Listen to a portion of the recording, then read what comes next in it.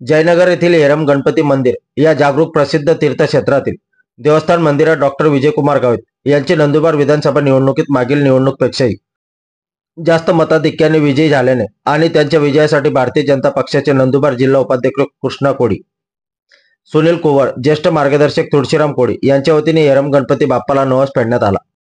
यावेळी जयनगर येथील सरपंच, उपसरपंच व गट नेते ईश्वर माडी, अर्जुन सोनवणे, भारतीय जनता पक्षाचे दलित आघाडीचे युवा नेते रामदास नगराळे, सुनील नगराळे, सर्व गावकरी बांधव यांनी कृष्णा कोडी, सुनील कुवर, रवींद्र कुवर, तुळशीराम कोडी यांचा सत्कार केला।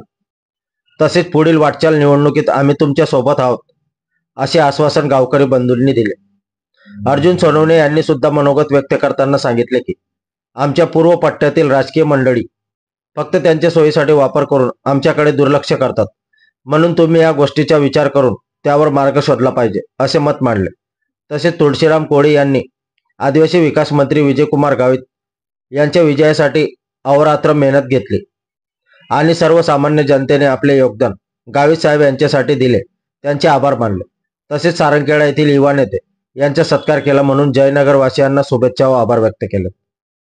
आपल्या परिवर्तन 24 न्यूज साठी लाला चव्हाण, शहादा तालुका प्रतिनिधी।